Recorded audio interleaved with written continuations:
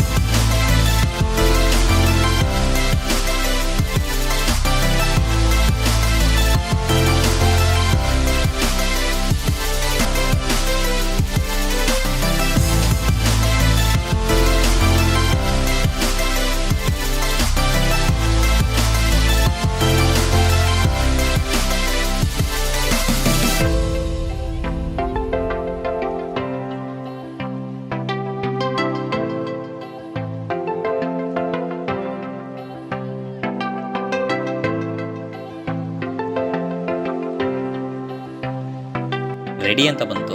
So complete ಆಗಿದೆ. Subscribe ಆಗಿಲ್ಲ ಅಂದರೆ ಸಬ್ಸ್ಕ್ರೈಬ್ ಆಗಿ, ಕೆಳಗಡೆ ಇರೋ ಬೆಲ್ ಐಕನ್ನ ಪ್ರೆಸ್ ಮಾಡಿ.